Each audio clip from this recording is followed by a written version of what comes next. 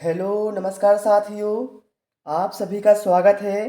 आज इस क्लास में हिंदी के 25 महत्वपूर्ण प्रश्नों को पढ़ने वाले हैं जो कि हर बार एग्जाम में पूछे जाते हैं। इसलिए आप लोग वीडियो कंप्लीट देखिएगा। तो चलिए हम शुरू करते हैं इस कमाल के वीडियो को। और आप लोग साथ में काउंट भी करते जाइएगा कि आप कितने प्रश्नों के सही जवाब दे पाते हैं। यदि आप 25 में से 20 से अधिक प्रश्नों के सही जवाब दे पाते हैं तो आपकी तैयारी बहुत शानदार चल रही है। तो यहाँ पर पहला प्रश्न क्या है, निम्नलिखित में से शुद्ध वर्तनी वाले शब्द का चयन कीजिए। बताना है इन चार शब्दों में से किसकी वर्तनी शुद्ध है। तो यहाँ पर हम देखें जो विकल्प ए में दिया हुआ है इसको शुद्ध रूप क्या होता है, शुद्ध रूप ए होता है अंत्याक्षरी, है ना, इस तरह से। और निश्चल लिखा जाता है इस तरह से, है ना। मतलब क्या है, दोनों ही यहाँ पर गलत लिखे हुए हैं। लेकिन जो विकल्प सी में दिया गया है कवित्री, ये बिल्कुल शुद्ध रूप है ना, इसकी वर्तनी शुद्ध है। तो यहाँ पर हमारा राइट आंसर विकल्प सी के साथ जाएगा। चलिए अगला क्वेश्चन लेते हैं। आप सभी लोग वीडियो पुश कर लिया करो, फिर सोचा करो इसका आंसर क्या होगा। निम्नलिखित में से कौन सा शब्द एक प्रत्यय से नहीं बना है। बताना है इनमें से कौन सा शब्द एक प्रत्यय से नहीं बना है। प्रत्यय होते क्या है, क्या आपको मालूम है? तो सुनिए, प्रत्यय वे शब्दांश होते हैं जो किसी शब्द के अंत में जुड़कर उनके अर्थ में परिवर्तन लाते हैं या कोई विशेषता लाते हैं, उन्हें हम प्रत्यय कहते हैं। तो यहाँ पर हम देखिए यदि हमने मूल शब्द लिख लिया प्लस इसमें यदि हमने अक प्रत्यय लगा दिया तो लेखक होगा। मतलब क्या है, जो यहाँ पर विकल्प डी में कहा गया है लेखक, इसमें एक प्रत्यय नहीं है बल्कि इसमें अक प्रत्यय है। अर्थात यहाँ पर राइट आंसर हमारा विकल्प डी के साथ जाएगा। क्लियर है ना। चलिए इसके बाद हम अगला क्वेश्चन लेते हैं। कहा गया है वह समास है जिसका उत्तर पद या अंतिम पद प्रधान हो, अर्थात प्रथम पद गौड़ हो और उत्तर पद की प्रधानता हो। तो ध्यान रखिएगा, जिसमें प्रथम पद गौड़ होता है और उत्तर पद प्रधान होता है तो उसे तत्पुरुष समास कहा जाता है। इसकी डेफिनेशन से ही यहाँ पर क्वेश्चन पूछा गया था, सीधा सीधा। जैसे हम बात करें रसोई घर, क्या है, रसोई घर। तो यहाँ पर रसोई क्या है, रसोई यहाँ पर प्रथम पद है और घर यहाँ पर उत्तम पद है। तो इसमें क्या है, उत्तर पद की प्रधानता है ना। रसोई घर मतलब क्या है, रसोई के लिए घर, है ना। चलिए इसके बाद हम लेते हैं अगला क्वेश्चन। अगला क्वेश्चन क्या है, प्रश्न क्रमांक 4 देखते हैं। निम्नलिखित में से अखंड का पर्यायवाची शब्द क्या होगा। बताइएगा आप लोग। तो जो यहाँ पर अखंड है इसका पर्यायवाची क्या होगा। तो देखिए अखंड के पर्यायवाची क्या क्या होते हैं, मैं यहाँ पर कुछ लिख देता हूँ। जैसे अक्षय अखंड का पर्यायवाची होता है, और सकल भी अखंड का पर्यायवाची होता है ना। पूरा भी बोल सकते हैं इसको, और संपूर्ण भी बोल सकते हैं। तो यहाँ पर आप देख सकते हैं संपूर्ण यहाँ पर दिया हुआ है जो कि अखंड का पर्यायवाची है। तो राइट आंसर यहाँ पर हमारा विकल्प ए के साथ जाएगा। यदि आपको किसी भी क्वेश्चन को लेकर कोई डाउट है तो आप हमसे कमेंट बॉक्स में पूछ सकते हैं। और क्लास पसंद आने पर वीडियो को लाइक करिएगा और चैनल को सब्सक्राइब करिएगा। निम्नलिखित में से पुल्लिंग शब्द का चयन कीजिए। बताना है इनमें से कौन सा शब्द पुल्लिंग है। देखिए मैं आपको पुल्लिंग और स्त्रीलिंग के लिए सबसे आसान ट्रिक बताता हूं जो कि मैं स्वयं यूज करता हूं। देखिए आपको क्या करना है, पीछे देखना है होता है या फिर होती है। मतलब पुल्लिंग में क्या आएगा, होता है, और स्त्रीलिंग में आएगा होती है। जैसे मैं कहूं बैठक होती है कि होता है, तो आप कहोगे बैठक होती है ना। गोष्ठी होती है, संसद होती है। लेकिन स्कूल होती है ये गलत है। स्कूल होता है मतलब क्या है? स्कूल होता है आ गया है तो होता है मतलब क्या है? पुल्लिंग होगा, है ना। स्कूल शब्द क्या है यहां पर? पुल्लिंग होगा। बस आप इतना ही ध्यान रखिएगा, होता है या होती है, बस। ठीक है, चलिए अब प्रश्न क्रमांक 6 पर आते हैं। कहा गया है निम्नलिखित में से जुगुप्सा किस रस का स्थायी भाव है? बताइएगा आप लोग। जो जुगुप्सा होता है यह किस रस का स्थायी भाव होता है? यदि मैं आपसे कहूं बीज रस का स्थायी भाव क्या होता है तो आप लोग कहोगे उत्साह होता है। रौद्र का क्या होता है तो आप लोग कहोगे क्रोध होता है। विभत्स का क्या होता है स्थायी भाव? तो आप कहोगे विभत्स का स्थायी भाव होता है जुगुप्सा या फिर घृणा। और यहां पर आएगा शोक। करुण रस का स्थायी भाव क्या होता है? शोक होता है। तो हमारे सामने क्या आंसर आ गया है कि बीभत्स रस का स्थायी भाव होता है जुगुप्सा या फिर घृणा। तो राइट आंसर यहां पर विकल्प सी के साथ है जाएगा। क्लियर? चलिए आप अगला क्वेश्चन लेते हैं। निम्नलिखित में से गैर हाजिर शब्द में उपसर्ग है। अभी हमने पहले कौन सा क्वेश्चन लिया था? प्रत्यय वाला, है ना। अब आ गया उपसर्ग वाला। उपसर्ग की डेफिनेशन क्या कहती है? ध्यान रखिएगा, ये प्रत्यय क्या था? पीछे लगाए जाते हैं। लेकिन जो उपसर्ग होते हैं ये क्या होता है? आगे लगाए जाते हैं। और उपसर्ग की डेफिनेशन क्या कहती है? उपसर्ग वे शब्दांश होते हैं जो किसी शब्द के आगे जुड़कर उनके अर्थ में परिवर्तन लाते हैं या फिर विशेषता लाते हैं, उन्हें कहा गया है उपसर्ग, है ना। तो यहां पर जो गैर हाजिर है, देखिए मूल शब्द क्या है? हाजिर। मूल शब्द क्या है यहां पर? हाजिर। यदि इसमें हमने आगे जोड़ दिया गैर उपसर्ग तो बन गया गैर हाजिर। तो हम कह सकते हैं विकल्प डी यहां पर राइट आंसर हो जाएगा, है ना। चलिए अगला क्वेश्चन देखिए। निम्नलिखित में से संयुक्त वाक्य का चयन कीजिए। ध्यान रखिएगा, रचना के आधार पर वाक्य 3 प्रकार के होते हैं ना। कौन कौन से होते हैं? पहला होता है सरल वाक्य, दूसरा होता है संयुक्त वाक्य और तीसरा होता है मिश्र वाक्य, है ना। तो संयुक्त वाक्य में क्या होता है? दो सरल वाक्यों को योजक शब्द जैसे लेकिन, किंतु, परंतु, अथवा, और जब ऐसे शब्दों से दो सरल वाक्यों को जोड़ा जाता है तो ऐसे वाक्य को कहा गया है संयुक्त वाक्य। तो यहां पर आप देखें, वह शिमला गया और साल ले आया। जो यहां पर एक वाक्य दिया हुआ है ये एक संयुक्त वाक्य का एग्जाम्पल है। राइट आंसर यहां पर विकल्प बी के साथ जाएगा। मेरा हमेशा ही प्रयास रहता है जो भी आपको पढ़ाऊं थोड़ा व्याख्या के साथ पढ़ाऊं कि आंसर ऐसा क्यों होगा, है ना। चलिए अगला क्वेश्चन देखिए। निम्नलिखित में से किस मुहावरे का अर्थ होता है मौज करना? बताइए इन 4 में से किस मुहावरे का अर्थ है मौज करना? तो ध्यान रखिएगा, यहां पर हम देखें विकल्प बी में कहा गया है चैन की बंसी बजाना, इसी का अर्थ होता है मौज करना, है ना। आप लोग हमें कमेंट बॉक्स में बताना चींटी के पर निकलना इस मुहावरे का अर्थ क्या होता है, वो आप कमेंट बॉक्स में बताइएगा। चलिए अगला क्वेश्चन देखते हैं क्या है। तुलसीकृत विनय पत्रिका की भाषा कौन सी है? ध्यान रखिएगा, तुलसीदास की जो विनय पत्रिका है बहुत फेमस है। कई बार उनका नाम ही पूछ लिया जाता है विनय पत्रिका को लेकर, है ना।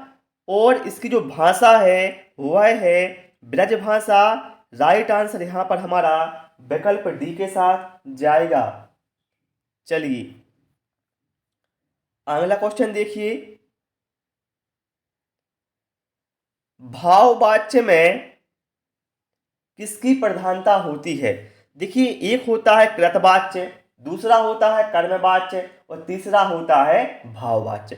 कृतवाच्य में क्या होता है? कर्ता की प्रधानता होती है। कर्मवाच्य में क्या होता है? कर्म की प्रधानता होती है। और भाववाच्य में क्या है? भाव की या फिर क्रिया की प्रधानता होती है। तो यहाँ पर हम कह सकते हैं कि भाववाच्य में भाव की प्रधानता होती है।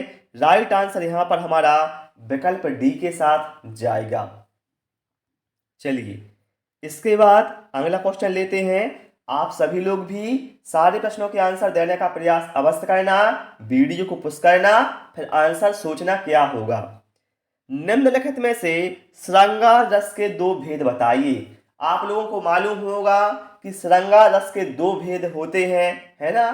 तो कौन कौन से होते हैं? पहला होता है संयोग श्रृंगार और दूसरा होता है वियोग, है ना? तो संयोग और वियोग ये श्रृंगार रस के दो भेद होते हैं। यहां पर राइट आंसर हमारा विकल्प सी के साथ जाएगा। ध्यान रखिएगा, श्रृंगार रस का जो स्थायी भाव है वह भी महत्वपूर्ण है। तो रति या प्रेम, है ना, ये स्थायी भाव होते हैं श्रृंगार रस के। चलिए, अगला क्वेश्चन लेते हैं। और एक क्वेश्चन आपके एग्जाम में लास्ट ईयर पूछे गए हैं, वहां से ही मैंने ये क्वेश्चन लिए हुए हैं। ठीक है, निम्नलिखित में से कर्मवाच्य का वाक्य बताइए। मैं आपको बता चुका हूं कि कर्मवाच्य में क्या होता है? कर्म प्रधान होता है। तो यहां पर आप देखिए कर्म प्रधान कहां पर है, इसकी मैं अलग से क्लास लूंगा, तभी आपको समझ में आ जाएगा अच्छे से। अभी मैं क्या है बता देता हूं। देखिए यहां पर आप देखें, पक्षियों द्वारा आकाश में उड़ा जाता है। किसके द्वारा? पक्षियों द्वारा आकाश में उड़ा जाता है ना? तो यहां पर क्या है? कर्म की प्रधानता है ना? विकल्प बी यहां पर राइट आंसर होगा। ठीक, मैं आपको एक क्लास में अलग से समझा दूंगा तीनों ही वाच्य। ठीक, चलिए अगला क्वेश्चन देखिए। निम्नलिखित में से कौन सा शब्द व्यक्तिवाचक संज्ञा से संबंधित है? बताइए आप लोग, कौन सा शब्द व्यक्तिवाचक संज्ञा से संबंधित है? अब देखिए, व्यक्तिवाचक संज्ञा ये तो सभी को याद ही होगा, हो सकता है किसी को याद ना भी हो। तो चलिए आप चिंता मत करिए, मैं आपको बता देता हूं। व्यक्तिवाचक संज्ञा होता क्या है? जिन शब्दों से किसी विशेष व्यक्ति, स्थान अथवा वस्तु के नाम का बोध होता है उसे हम व्यक्तिवाचक संज्ञा कहते हैं। जैसे यहां पर हम देखें, भोपाल क्या है? एक स्थान का नाम है, तो ये क्या है? व्यक्तिवाचक संज्ञा के अंतर्गत आएगा। जैसे मैं कहूं आपसे दिल्ली क्या है, तो ये भी व्यक्तिवाचक संज्ञा है। बोला ना मैंने, किसी विशेष व्यक्ति हो गया, स्थान हो गया या वस्तु का नाम हो गया, ये क्या है? व्यक्तिवाचक संज्ञा होते हैं। ठीक, चलिए अगला क्वेश्चन देखिए। यहां पर क्या करना है आपको, नीचे दिए गए प्रश्न को 4 भागों में बांटा गया है, यहां पर आप देख सकते हैं। और इसमें आपको बताना है किस में त्रुटि है। बताइए आप लोग इन 4 में से बताइए किस में त्रुटि है। और यदि त्रुटि नहीं है तो यहां पर लिखा हुआ है कोई त्रुटि नहीं, तो वो आप सिलेक्ट करिए। तो देखिए यहां पर हम देखें, वाक्य पढ़ के देखिए। धनवान को व्यर्थ बेकार में सहायता देकर कोई लाभ ना होगा। पहली बात तो यहां पर क्या है? व्यर्थ और बेकार दोनों एक ही शब्द है ना? या तो व्यर्थ करो या बेकार, है ना? दोनों शब्दों के यहां पर क्या है? साथ में ही कर दिया है ना? इससे कोई क्या है? अर्थ नहीं निकल पा रहा है ना? मतलब यहां पर हम कह सकते हैं त्रुटि है यहां पर, व्यर्थ और बेकार दोनों एक साथ नहीं होंगे, है ना? कोई एक का यूज कर दो, या तो आप कर दो कि धनवान को व्यर्थ सहायता देकर कोई लाभ ना होगा, है ना? तो बेकार की आवश्यकता यहां पर नहीं थी। ठीक है, तो हम कह सकते हैं यहां पर जो पार्ट ए वाला भाग है इसमें क्या है? अशुद्धि लग रही है, तो यही अपना राइट आंसर हो जाएगा। क्लियर? चलिए अगला क्वेश्चन देखिए आप क्या है। निम्नलिखित में से अध्यापिका शब्द में कौन सा प्रत्यय है? अब देखिए बता चुका हूं प्रत्यय किसे कहते हैं, तो इसका आंसर आपका बहुत जल्दी आना चाहिए। कोई कठिनाई नहीं होनी चाहिए। तो देखिए अध्यापिका, तो यहाँ पर क्या है, एका प्रत्यय है, राइट आंसर यहाँ पर विकल्प डी के साथ जाएगा। इसका विग्रह कैसे होगा वो आप कमेंट बॉक्स में बताइएगा जिन लोगों ने इसका सही आंसर दिया हुआ है। चलिए इसके बाद हम लेते हैं अगला क्वेश्चन, प्रश्न क्रमांक 17। निम्नलिखित में से अर्थ के आधार पर वाक्य मुख्यतः कितने प्रकार के होते हैं। ध्यान रखिएगा यहां पर आपको अर्थ के आधार पर ध्यान रखना है। देखिए अर्थ के आधार पर और रचना के आधार पर, जिस ट्रैक से मैंने याद किया हुआ है वही ट्रैक आपको बताता हूं। देखिए अर्थ का मतलब क्या है, ऐसा लग रहा है जैसे आठ की बात हो रही हो। और रचना में देखिए यहाँ पर कितने शब्द हैं, 1 2 3। रचना में 3 शब्द हैं तो यहाँ 3 लिख दिए। मतलब क्या है, रचना के आधार पर वाक्य 3 प्रकार के होते हैं और अर्थ के आधार पर वाक्य के 8 प्रकार होते हैं। इस तरीके से आप याद रखो, कभी नहीं भूलोगे। ठीक है, ट्राई करना। चलिए अगला क्वेश्चन देखिए आप, निम्नलिखित में से कौन सा विकल्प है पुल्लिंग स्त्रीलिंग का सही युग्म नहीं है। पुल्लिंग स्त्रीलिंग, जैसे मान लो पिता और माता, ये क्या है, पुल्लिंग स्त्रीलिंग का सही युग्म होगा, है ना, क्योंकि पिता का स्त्रीलिंग क्या होगा, माता होगा, है ना। तो यहां पर देखिए भगवान का स्त्रीलिंग भगवती होगा, बिल्कुल पहला पुल्लिंग दूसरा स्त्रीलिंग। प्रियतम का प्रियतमा होगा, बिल्कुल सही है। श्रीमान का श्रीमती होगा। लेकिन यहां पर दिया हुआ है विकल्प सी में बलवान का बलवानी, तो ये गलत है। आप लोग कहोगे क्यों गलत है भैया, क्योंकि बलवान का स्त्रीलिंग होता है बलवती। क्या होता है, बलवती होता है, इस तरह से। तो विकल्प सी यहां पर राइट आंसर हमारा हो जाएगा, ये युग में सही नहीं है। ठीक, चलिए इसके बाद अगला क्वेश्चन देखिएगा आप, निम्नलिखित में से अशुद्ध वर्तनी वाले शब्द का चयन कीजिए। बताइएगा आप लोग यहां पर किसकी वर्तनी अशुद्ध है। क्रांतिकारी तो देखिए यहां पर बिल्कुल सही लिखा हुआ है। धर्म अंधता ये भी सही लिखा हुआ है और मनोवैज्ञानिक ये भी सही लिखा हुआ है। लेकिन ये तो आपको सीधा स्पष्ट ही दिख रहा है कि जो विश्लेषण है वो कैसे लिखा जाता है, ऐसे लिखा जाता है ना। मतलब ये जो सा है यहाँ पर गलत है, यहाँ पर ए वाला सा आएगा।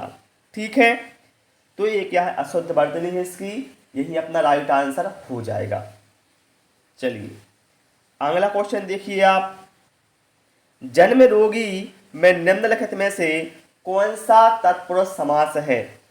देखिए जन्म रोगी का सामासिक विग्रह यदि आपसे पूछे क्या होगा तो आप कहोगे इसका सामासिक विग्रह होगा जन्म से रोगी, है ना। जो व्यक्ति जन्म से रोगी होगा उसी को क्या कहा जाएगा, जन्म रोगी कहा जाएगा, है ना। क्या है, जन्म से रोगी, जन्म से रोगी, ये हो गया हमारा सामासिक विग्रह।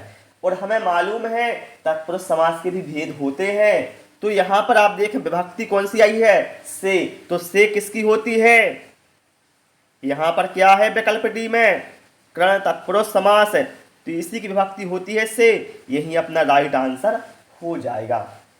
ठीक है, चलिए अगला क्वेश्चन देखिए, प्रत्येक आदमी यही कहेगा वाक्य में प्रत्येक जो आया हुआ है ये बताइए किसका बोधक है, एक वचन का है, द्विवचन का है, बहुवचन का है या फिर मनुष्य का है। तो देखिए ध्यान रखिएगा जो प्रत्येक का यूज होता है वह हमेशा एक वचन में होता है, आप ध्यान रखिएगा। तो प्रत्येक क्या है, एक वचन का बोधक है। राइट आंसर यहाँ पर विकल्प ए के साथ जाए, विकल्प ए नहीं सॉरी विकल्प सी में दिया हुआ है एक वचन, जो अपना राइट आंसर हो जाएगा। चलिए इसके बाद हम लेते हैं अगला क्वेश्चन, निम्नलिखित में से शब्द योग में हल्का हल्का के सही अर्थ भेद का चयन कीजिए। देखिए पढ़ने में आपको दोनों एक जैसे लग रहे होंगे, लेकिन इनके लिखने में और इनके अर्थ में बहुत डिफरेंस है।